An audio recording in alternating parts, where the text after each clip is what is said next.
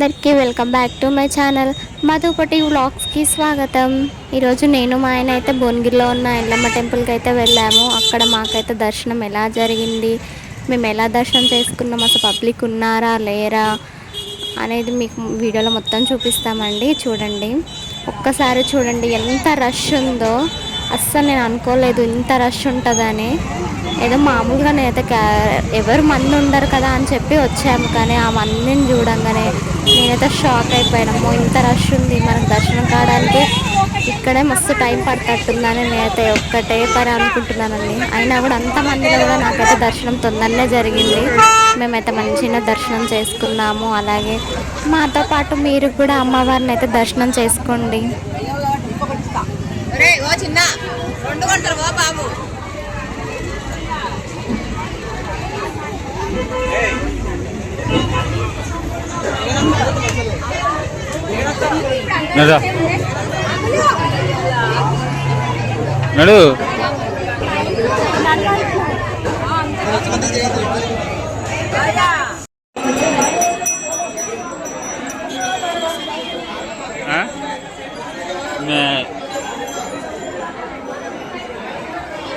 నడు ముందు నాడు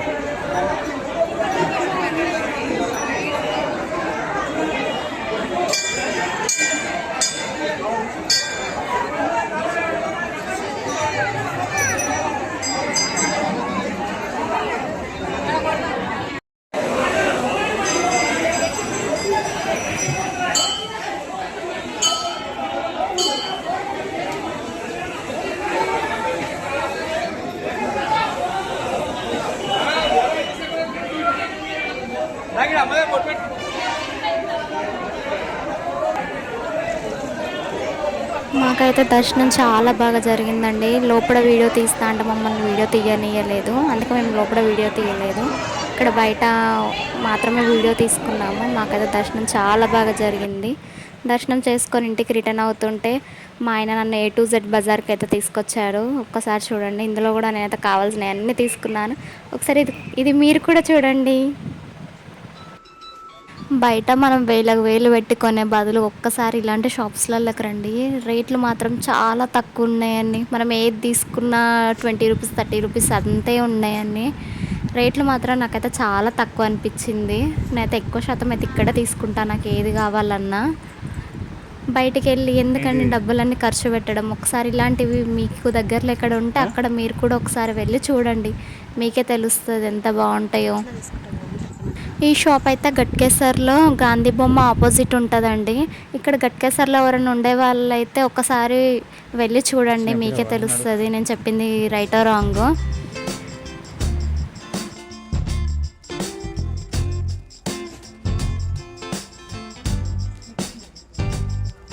ఇక నా షాపింగ్ అయితే అయిపోయిందండి. షాపింగ్ అంతా చేసుకొని మేము ఇంటికి వచ్చేటప్పుడు దారిలోనే చికెన్ తీసుకున్నాము. మా ఆయన బిర్యానీ చేయవా అని అడిగారు, అందుకే దాని గురించి బిర్యానీకి కావాల్సిన సామాన్లు అయితే అన్నీ తీసుకొని మేమైతే ఇంటికి వచ్చేసాం. నేనైతే ఇప్పుడు బిర్యానీ ప్రిపేర్ చేస్తున్నాను. ఫస్ట్ చికెన్ అంతా నీట్గా వాష్ చేసి అందులోనే పెరుగు, కారం, ఉప్పు, పసుపు, బిర్యానీ ఆకు, మసాలా అయితే ఎక్కువ నేనేం వేసుకొని కొంచెం వేసుకుంటా. మసాలా, పుదీనా, నిమ్మకాయ అన్నీ వేసుకొని అంత మంచిగా కలుపుకోవాలండి. కొంచెం నూనె కూడా పోసుకొని అంత మంచిగా కలపాలి. అంతా కలిపి ఒక అరగంట సేపు పక్కకైతే పెట్టేసుకోవాలి. చికెన్ నానే వరకు ఇక్కడ నేనైతే రైస్ పొయ్యి మీద పెట్టేస్తున్నా. బియ్యం ఫస్ట్ మనం కడిగి పక్కకు పెట్టుకొని ఆ బియ్యం కడిగిన వాటర్లోనే బిర్యానీ ఆకు, కొంచెం మసాలా, అలాగే మనం ఇందాక పిండిన నిమ్మకాయ ఇది ఉంటుంది కదా, నిమ్మకాయ చెక్క అవన్నీ అందులోనే వేసుకొని మనమైతే రైస్ వండుకోవాలి. అన్నం మరీ మెత్తగా మనం రోజు వండుకునేటట్టు అయితే వండుకోవద్దు, కొంచెం మేకుగానే వండుకోవాలి. తెలుసు కదా మీ బిర్యానీ అంటే సగం అన్నం అందులో ఉడకాలి కదా, అందుకని నేనైతే ఒక 50% అయితే ఉడకబెట్టుకున్నాను. అన్నం కూడా అయ్యింది. అంతే. చికెన్ మనం ఇందాక కలిపిన మసాలా ఉంది కదా, చికెన్ మసాలా, అందులోకి రైస్ కొంచెం వేసుకుంటా. కొంచెం రైస్, కొంచెం ఆనియన్స్, కొంచెం కొత్తిమీర, ధనియాల పొడి అన్నీ వేసుకుంటూ అయితే నేనైతే ప్రాసెస్ చేస్తున్నాను. చూడండి,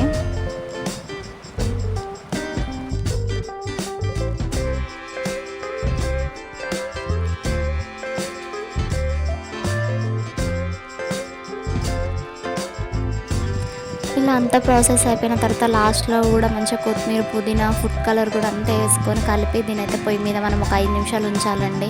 ఒక 5, 10 నిమిషాలు ఉంచితే అయిపోతుందండి. ఒక్కసారి చూడండి నాది అయితే అయిపోయింది. ఎలా వచ్చేసిందో చూసారు కదా! సేమ్ ఇంతేనండి బిర్యానీ చేయడం. ఒక్కసారి మీరు కూడా ట్రై చేయండి. ఇప్పుడు బిర్యానీ అయితే మనం కొంచెం కలుపుకోవాలి. ఎందుకంటే అడుక్కంతా కూర అలానే ఉండిపోతుంది. పైకి రైస్ ఉండిపోతుంది కదా! కొంచెం మనం రైస్ అయితే నేను ఫస్ట్ పక్కకు తీసుకొని రైస్ కూర అంతా ఒక కాడైతే కలిపేస్తున్నానండి. అట్లంతా కలుపుకోవాలి మనం. కలుపుకుంటేనే బిర్యానీ తినేటప్పుడు కొంచెం మనకు ముక్క తగులుతుంది. అలానే రైస్ కూడా ఉంటుంది. కలపకుండా అలానే వేసుకుంటే పైన పైన అంతా రైసే వస్తుంది. అడుక్కు మొత్తం కూర అలానే ఉండిపోతుంది. అందుకే ఒకసారి ఇలా కలుపుకోవాలి. అంతేనండి కలుపుకొని నేనైతే ఫస్ట్ మా ఆయనకైతే వేసి ఇచ్చేసాను. ఆయన అయితే బాగుందని అంటున్నాడు. మా వీడియో మీకు నచ్చినట్టయితే నా ఛానల్ని సబ్స్క్రైబ్ చేసుకోవడం మాత్రం అస్సలు మర్చిపోకండి.